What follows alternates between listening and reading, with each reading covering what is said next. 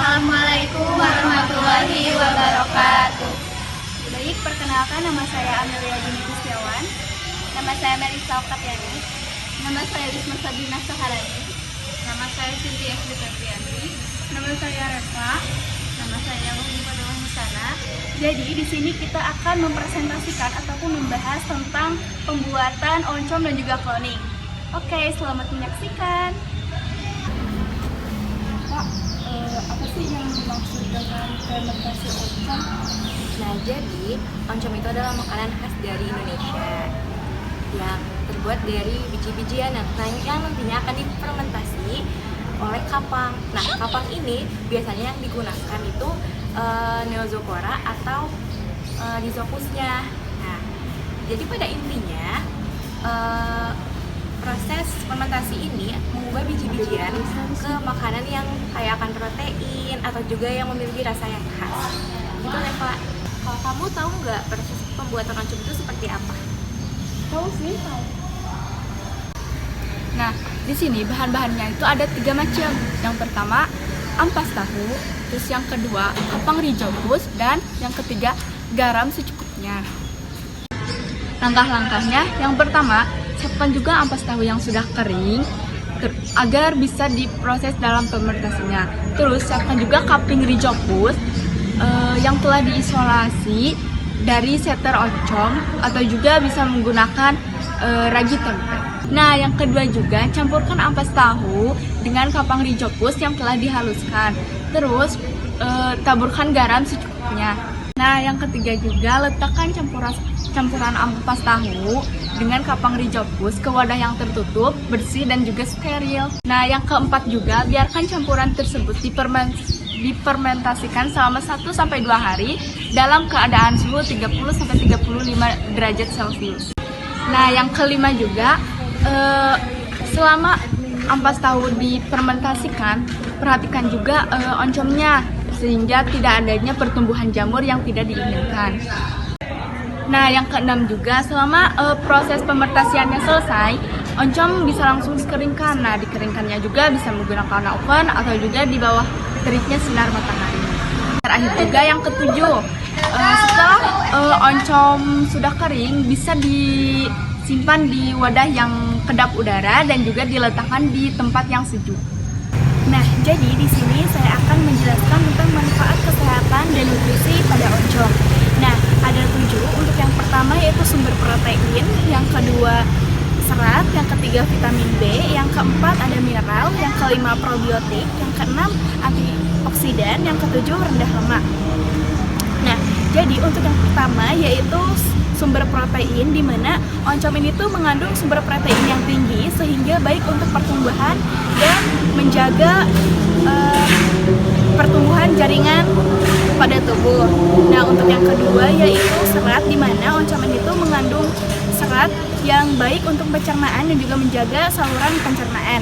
Untuk yang ketiga yaitu vitamin B, di mana oncom ini tuh memiliki beberapa vitamin B seperti vitamin B2 yaitu riboflavin dan juga B3 yaitu niacin.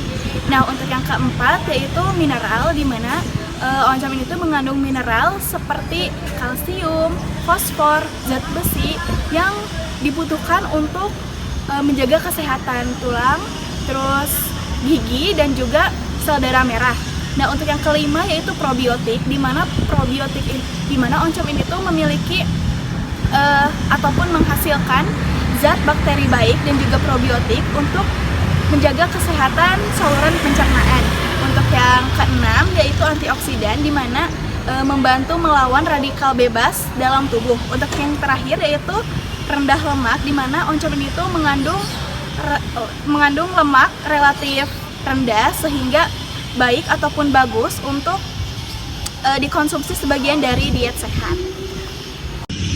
Guys, tahu nggak cloning itu apa? Hah? Cloning? Oh, cloning. Aku tahu kok. Cloning dalam bioteknologi adalah proses pembuatan salinan identik atau klon dari molekul DNA sel atau organisme. Dalam konteks bioteknologi, cloning seringkali merujuk pada pembuatan salinan identik dari organisme atau makhluk hidup tertentu, baik secara alami maupun buatan. Tujuan cloning dalam bioteknologi bisa bermacam-macam, mulai dari menghasilkan organisme dengan karakteristiknya khusus hingga mengembangkan obat atau terapi gen. Selanjutnya, metode-metode cloning. Yang pertama ada DNA. Metode ini melibatkan penggandaan atau replikasi sekuens DNA tertentu untuk menghasilkan salinan identik.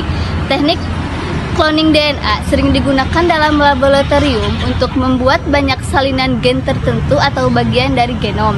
Teknik umumnya adalah menggunakan vektor DNA atau misalnya plasmid untuk membawa sekuens DNA yang ingin dikloning ke dalam sel bakteri atau sel eukariotik lainnya. Yang kedua ada cloning hewan. Cloning hewan melibatkan perbuatan salinan identik dari hewan yang sudah ada. Salah satu teknik cloning hewan yang terkenal adalah transfer nukleus somatik atau somatic whole nuclear transfer, di mana inti sel telur yang telah dibuang digantikan dengan inti sel somatik atau sel tubuh dari hewan yang ingin dikloning. Metode ini telah digunakan untuk mengkloning hewan seperti domba doli. Yang ketiga ada cloning tumbuhan. Cloning tumbuhan melibatkan reproduksi vegetatif, di mana tanaman baru dibuat dari bagian tanaman yang ada tanpa melalui pembuahan.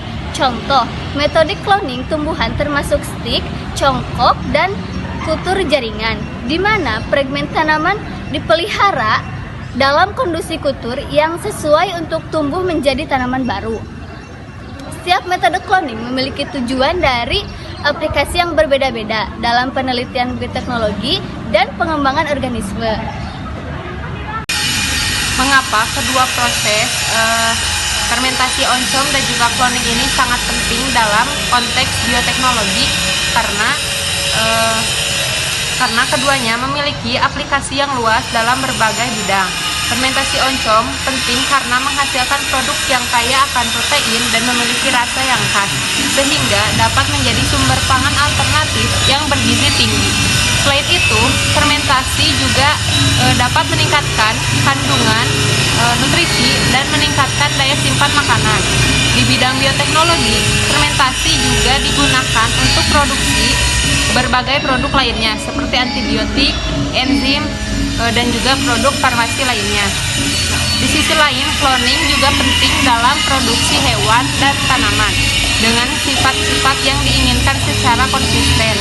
Melalui cloning, genetik organisme dapat dipertahankan atau dimodifikasi secara spesifik untuk menghasilkan organisme dengan sifat yang diinginkan, seperti hewan transgenik yang menghasilkan protein penting bagi kesehatan manusia, atau tanaman yang tahan terhadap hama atau penyakit. Cloning juga digunakan dalam penelitian untuk memahami lebih lanjut tentang fungsi gen dan proses biologis lainnya. Contoh pengaplikasian dalam industri dan penelitian. Contoh penggunaan fermentasi oncom dalam industri makanan. Fermentasi oncom digunakan dalam industri makanan untuk menghasilkan berbagai produk yang dapat meningkatkan nilai gizi dan rasa. Beberapa contoh penggunaannya adalah yang ke-1, pengembangan produk olahan. Oncom dapat diolah menjadi berbagai produk olahan seperti sambal oncom, tempe goreng, dan keripik oncom yang menghasilkan rasa unik dan bergizi tinggi. Yang kedua, penyedap rasa. Oncom dapat digunakan sebagai penyedap rasa alami dalam berbagai masakan karena memiliki cita rasa yang khas dan gurih. Yang ketiga, pengayaan nutrisi. Oncom dapat digunakan sebagai sumber protein tambahan dalam produk makanan sehingga meningkatkan nilai nutrisinya. Yang keempat, alternatif makanan nabati. Oncom juga dapat dijadikan sebagai alternatif sumber protein nabati bagi orang-orang yang menjalani pola makan vegetarian atau vegan. Dan yang kelima, penggunaan limbah tahu. Penggunaan ampas tahu sebagai bahan baku oncom membantu mengurangi limbah industri tahu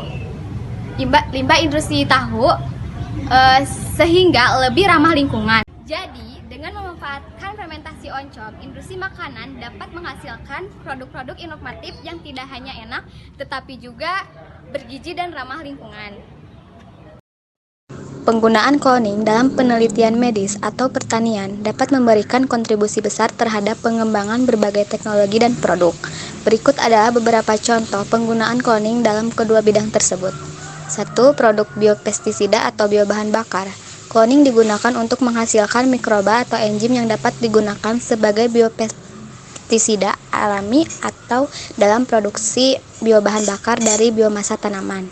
2. Penggunaan kloning dalam penelitian medis atau pertanian telah memberikan kontribusi yang signifikan dalam pengembangan teknologi dan produk yang dapat meningkatkan produktivitas dan keberlanjutan pertanian, serta memahami lebih dalam tentang interaksi ekosistem tanah. 3. Pemulihan tanaman.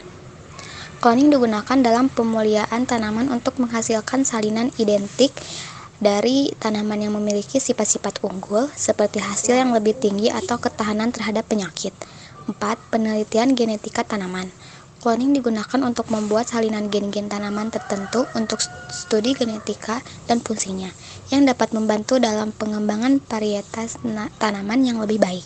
Penggunaan kloning dalam penelitian medis atau pertanian telah memberikan kontribusi yang signifikan dalam pengembangan teknologi dan produk yang dapat meningkatkan produktivitas dan keberlanjutan pertanian, serta memahami lebih dalam tentang interaksi ekosistem tanah. Adapun tantangan dalam mengembangkan dan menerapkan teknologi fermentasi oncom dan juga kloning yaitu meliputi yang pertama, aspek teknis.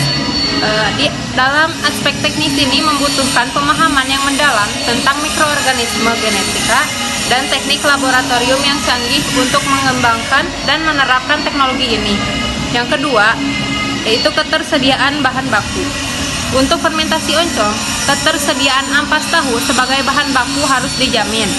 Sementara untuk kloning, pemilihan sel atau organisme yang tepat dan ketersediaan vektor DNA menjadi faktor penting. Yang ketiga adalah faktor keamanan pangan. Pengawasan ketat diperlukan untuk memastikan bahwa produk-produk yang dihasilkan melalui fermentasi oncom dan juga kloning aman untuk dikonsumsi dan tidak menyebabkan resiko kesehatan. Yang terakhir adalah kesadaran masyarakat. Masyarakat perlu diberi pemahaman yang baik tentang manfaat dan resiko dari teknologi fermentasi oncom dan kloning agar dapat diterima dan diadopsi secara luas. Terdapat banyak peluang untuk inovasi dan peningkatan dalam kedua bidang, fermentasi oncom dan juga kloning, yang dapat membawa manfaat besar bagi masyarakat dan juga lingkungan. Nah, beberapa peluang tersebut yaitu untuk fermentasi oncom, untuk yang pertama itu inovasi produk, di mana pengembangan produk-produk oncom yang baru dan juga beragam dengan rasa dan tekstur yang baik untuk memenuhi selera konsumen modern. Untuk yang kedua yaitu peningkatan nutrisi. Nah, peningkatan nilai nutrisi oncom melalui pemeliharaan strain kapang yang tepat atau penambahan bahan-bahan yang kaya nutrisi. Untuk yang terakhir yaitu pemanfaatan limbah, di mana pengembangan teknologi untuk memanfaatkan limbah industri tahu secara efisien dan juga dalam produksi oncom. Sedangkan peluang dalam bidang kloning, yang pertama, tanaman transgenetik. Pengembangan tanaman transgenetik yang lebih tahan terhadap kondisi lingkungan, ekstrim, hama, dan penyakit, serta memiliki kualitas yang lebih baik. Yang kedua, konversi spesies, menggunakan kloning untuk melestarikan spesies yang terancam punah atau mengembangkan polusi hewan tertentu. Yang ketiga, penelitian genetik. Penerapan kloning dalam penelitian genetik untuk memahami lebih dalam tentang fungsi gen tertentu dan penyakit genetik. Dan yang terakhir, dalam kedua bidang. Yang pertama, yaitu meningkatkan proses, mengembangkan metode fermentasi oncom dan kloning yang lebih efisien, murah, dan ramah lingkungan. Yang kedua, pengembangan produk bersih, yaitu mengembangkan produk-produk oncom dan hasil kloning yang bersih dan kontamin dan residu kimia berbahaya. Yang ketiga, meningkatkan kesadaran, yaitu eduksi masyarakat tentang manfaat dan keamanan produk-produk hasil fermentasi oncom dan cloning. Dengan memanfaatkan peluang-peluang ini, kita dapat menghasilkan produk-produk yang lebih bermanfaat, efisien, dan berkelanjutan dalam bidang pertanian, pangan, dan kesehatan. Terima kasih telah menyaksikan.